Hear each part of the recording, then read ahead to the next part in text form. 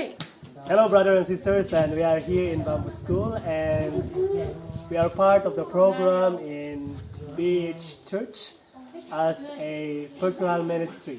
So we have a privilege now to ask Momo Kat for her experience here in Bodhisayo Kanchanaburi on personal ministry. So we are here with Brother Jason, Good morning. Momo Kat, Hi. and Mark. So, Momo Kat, can you tell us about your personal ministry here in Bodhisayo Kanchanaburi for 20 years or 21 years? 21 years. Okay. The first lesson I learned is when you're driving a car, you look at the petrol gauge, and it goes F or E. E is for enough in personal ministries. God always has given me enough. My ministry husband came to Thailand with me originally. When he went back to Australia, he cleaned out the bank account.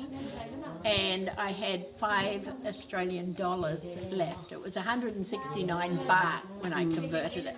That's it.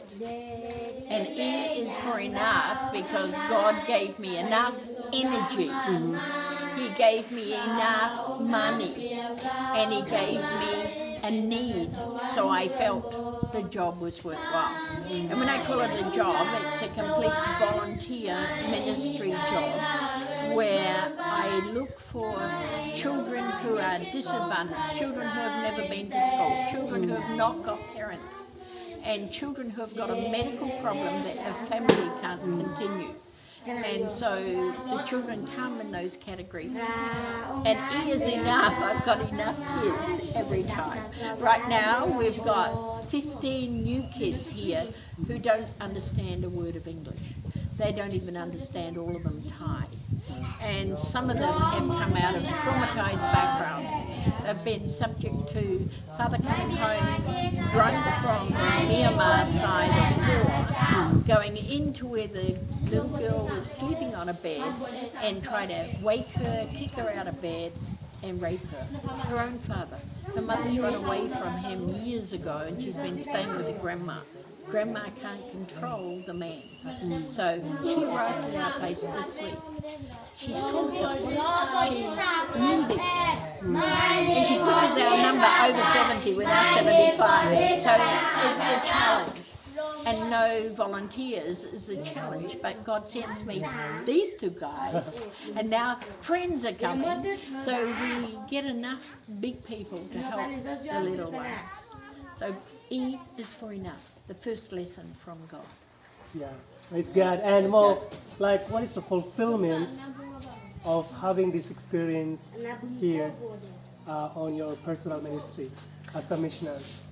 The biggest blessing is when one of the kids said, "Momo, can I go in the water? I want to be baptized." That's the up to the heaven feeling. And then when they graduate from college and they want to do a real job like teaching or nursing, but then they look at the time lot and they say, well, I want to do this, but I also want to do this. And so we look at one of my older kids, Muai, who's not only a doctor in a tourist resorty area of Huahan, but he's also doing TV programs about healthy Quran. He's gathering up medical supplies and doing medical ministries with other missionary groups. And he talks about the Sabbath and he talks about the actual ministry life more than the medical life. And he sends back for our kids. He sponsors one of my kids. And then on top of that, he sponsors our ice cream that we have as treats when we finish the job. I put pictures up on the internet, on Facebook, about the job finished, and he sends the money for the ice cream. Yeah. So all the kids get a smile about my life. And Mo, can you give us inspiration or encouragement to do personal ministry wherever the God's plan that they put there? So Okay, you're never too old. Never too old. I'm more than 70 now, and I still can have the energy to keep going.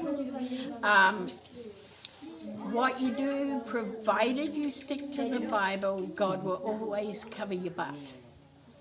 Sometimes, like these children that come to me, some of them have no ID at all. They don't belong to Thailand, they don't belong to Myanmar, they're nobodies, nothing. And God has found ways that we can get them proper Thai ID and make them legal citizens of Thailand and to complete education. So God will cover your butt, provided you're doing what. In our case, it's Isaiah 58. It's feed the hungry, clothe the naked, and take care of the little ones. Yeah, that's what we do. We have a whole chapter that we're working our way through, and that's what God will cover you for, as long as you're doing what He told you to do. And then the third thing is that never turn down offers of support outside your normal walking way. So we have people who come here to help us, and they arrive with their Buddhist dingle dangles, they arrive with their orange robes, and we have monks bringing us fresh organic grown vegetables. They come once a month with a truck full, and when they come, we don't turn them away, but they say, would you like to pray? And so they invite us to pray because they know that's our manner. And our little kids run and hug them and break all the rules of Buddhism by giving them love back. And so this is the way we can show God's love, by just welcoming people the way Abraham did. When he got up, he saw them coming, he rushed with water, he prepared food, and he made them feel welcome. Doesn't matter where your ministry is, try to welcome whoever walks toward you. Okay, thank you so much for watching us, and hopefully you're encouraged and inspired to do personal ministry. So we have a living testimony here in Bodhisattva Canterbury, a living testimony that God is alive and He's working here. She's working here for 21 years, helping the kids with many problems. So thank you so much, Ma, for this. Thank you. Thank you, Mr. J.